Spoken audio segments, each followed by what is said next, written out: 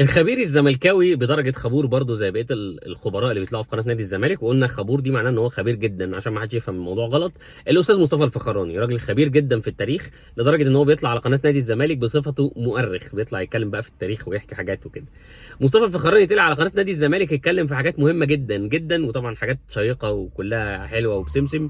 خلينا اوريكم استاذ مصطفى كان بيقول ايه على قناه نادي الزمالك، وبعدين نرجع نكمل كلام. احنا بنشوف بعينينا واوروبا بتشوف بعينيها. يعني مثلا لو انت بتتكلم على منظومه ناجحه بس واحنا كلنا فاشلين، 5 نجوم في مصر العالم حطهم على مجلات وكتب اساميهم. محمد صلاح رقم 1 صح؟ وميدو بعديه صح؟ ومحمد زيدان اللي كان بيلعب في نادي من انديه القمه في المانيا، بروسيا دورتموند. عبد الستار صبري لانه بيلعب من انديه القمه في البرتغال ولا في الشامبيونز. وحازم امام لما كان اول لاعب عربي يروح الدوري الايطالي، اول لاعب عربي كان ممنوع على اللاعبين العرب ان هم كان عنصريه جامده جدا ناحيه العرب.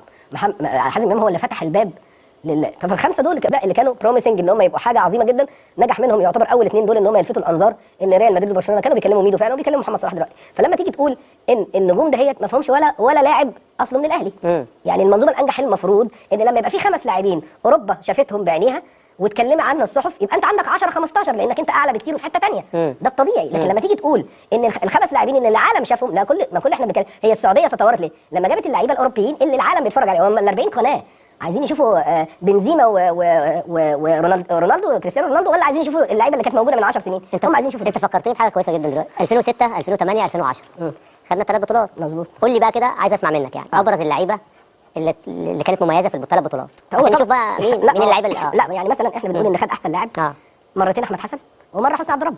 مش من الاهلي. ده بتكلم خد احسن لاعب، مع ان السكواد كان معظمه مش من الاهلي. السكواد كان معظمه موجود لاعب دولي والاهلي اشتراه. دي أيوة كتير أيوة جدا لان الناس بتتكلم غلط. طيب واحده واحده كده، معلش يا استاذ مصطفى، يعني معلش يعني على قد عقلي كده، واحده واحده بس نتناقش في نقطتين. انا هحاول على قد ما اقدر ان الفيديو ده يكون سريع، وده اللي خلاني ما اديهولكش بالعرض. يعني الفيديو ما صوروش بالعرض وصوره بالطول عادي لان هيبقى فيديو سريع.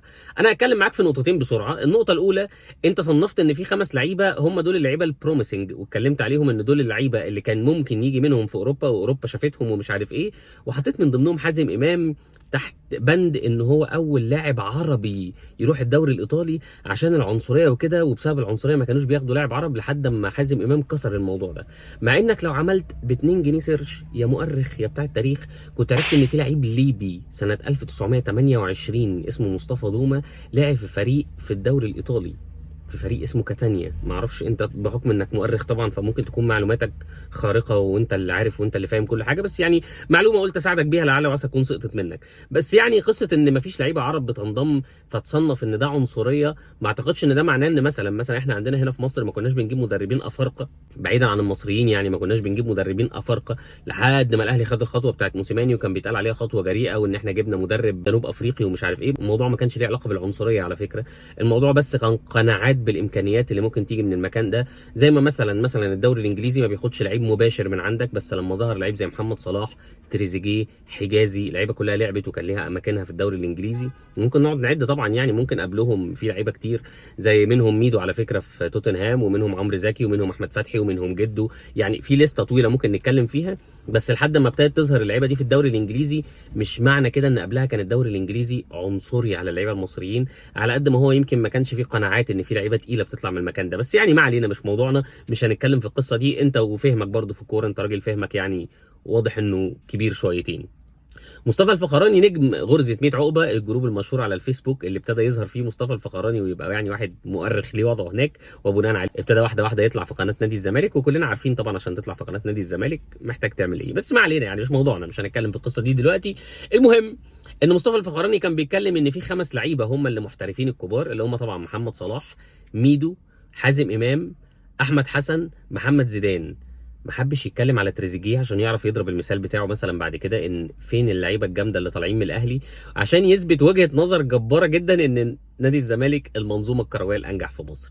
مبدئيا اللي انت بتقوله ده، كل اللعيبه اللي انت جبت سيرتها دي لعيبه كانت بتحترف وهي سنها صغير، فمعنى كده انت بتقارن قطاع الناشئين مش اكتر من كده. رغم ان انا ممكن اقعد اعد معاك لعيبه احترفت من الاهلي واعمل مثلا عقلي بعقلك يعني بعد الشر عليا، وابتدي اقول لك بقى طب ما احمد بلال مثلا احترف وكان عامل شغل حلو جدا في تركيا اللي هي بين قوسين برده في اوروبا وبيتلعبوا في الشامبيونز ليج عادي، بس يعني فهمك على قدك، انا فاهم القصه دي. ممكن اكلمك على هاني رمزي، ممكن اكلمك على لعيبه انت حرام بحكم انك مؤرخ طبعا وفاهم في التاريخ وكده، فانت ما تعرفش عنهم حاجه، ما شفتش الكلام ده. او لو حابب نرجع بقى للبدايات خالص عشان تثبت وجهه نظرك، فاصلا اول واحد مصري راح لعب في الدوري الانجليزي او راح لعب في فريق انجليزي كان حسين حجازي سنه 1911، لعب في فولهام الانجليزي. دي حاجه انت ممكن لو دورت عليها برضه، انت راجل مؤرخ وكده اكيد انت عارف المعلومات دي، يعني اكيد طبعا انت راجل مؤرخ يعني مش اي حد كده معدي وخلاص، فهتبقى عارف ان حسين حجازي لعب 1911 راح لعب في فولهام وخد لفه محترمه كده في رحلته الاحترافيه، وبعدين رجع لعب في اهلي زمالك يعني برضه انت بحكم ان انت مؤرخ اكيد فاكر وعارف الحاجات دي كويس. المهم يعني ممكن اقعد اعد لك شويه اسامي كده منهم لعيبه ثانيه ظهرت غير الاسامي اللي انا قلتها، لو حابب ممكن ابقى اديهولك بالعرض في فيديو، يعني اعمله لك بالعرض ويبقى فيديو طويل شويه ونقعد نتكلم في شويه تفاصيل واللعيبه اللي احترفت ومسيرتها ايه، بس ما علينا زي ما قلت لك مش موضوعنا دلوقتي. فموضوع ان انت تصنف اللعيبه البروميسنج من وجهه نظرك دي انا ما فهمتهاش. موضوع ان انت تصنف ان تاني احسن محترف بعد صلاح هو ميدو، محتاج حضرتك تقول لي ايه الارقام، لان انت استبعدت احمد حسن وحطيت ميدو مش عارف على اي اساس بصراحه، استبعدت واحد زي تريزيجيه مش عارف على اي اساس بصراحه، بس يعني ما علينا زي ما قلت لك مش قصتنا، انت راجل مؤرخ وفاهم في التاريخ وبتعرف في الحاجات اللي احنا المفروض ان احنا ما نعرفهاش وكده، فانت طبعا ادرى بالحاجات دي.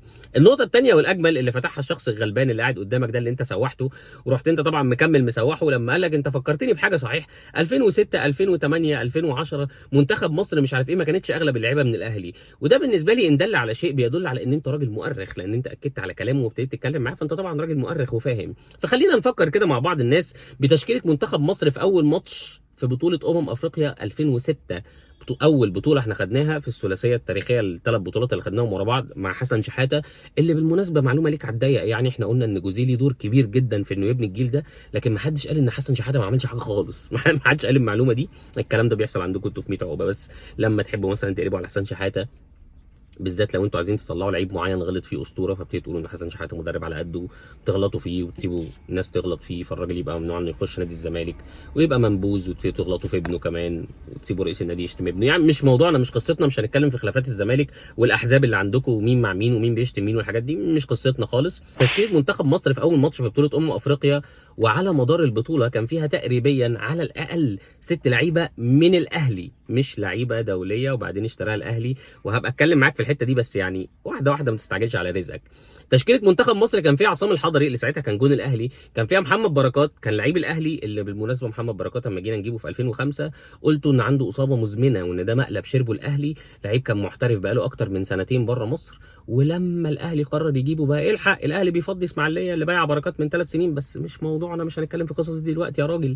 المهم كان فيها محمد بركات، وانا قلت لك على الحضري، كان فيها وائل جمعه، كان فيها محمد شوقي، كان فيها محمد عبد الوهاب الله يرحمه، كان فيها محمد ابو تريكه، 6 لعيبه اساسيه من منتخب مصر بتلعب في الاهلي.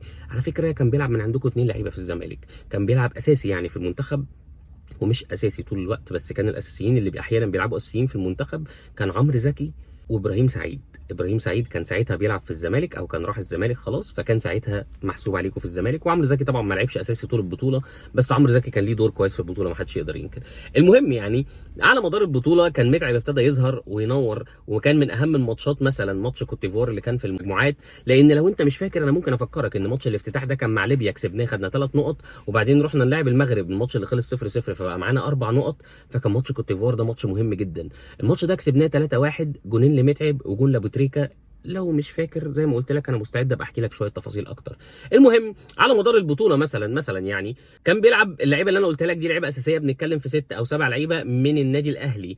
ان احمد حسن خد احسن لعيب في البطوله حاجه عظيمه جدا لاحمد حسن، ما تقللش من بقيه المنتخب، لان هي اسمها احسن لاعب في البطوله مش احسن لعيبه في البطوله خد احمد حسن. يعني زي ما بقول لك شويه تفاصيل كده يا حرام ممكن انت تبقى تفهمها بعدين مش دلوقتي، انت راجل مؤرخ وفاهم وكده. يعني لو انت عايز ان احنا نمسك بطوله في 2006 و2008 و2010 نبقى نتكلم في الكلام ده، بس القصه بتاعت ان الفلان كان لعيب دولي وبعدين الاهلي اشتراه، وبعدين مثلا ما تتكلم على واحد زي وائل جمعه فتقول اصله كان دولي في المنتخب العسكري فمش عارف ايه فالاهلي اشتراه عشان هو اصلا كان دولي وتقعد ترمي كده حاجات اللي انت بترميها دي، ما عنديش اي مشكله ان احنا نفتح البند ده مع بعض ونقعد ندردش شويه، بس يعني رايي خاف على خالد لطيفك، يعني دي وجهة نظري وانت طبعا حر سواء تاخد النصيحه او ما تاخدهاش انت حر، احنا كده كده قاعدين مع بعض.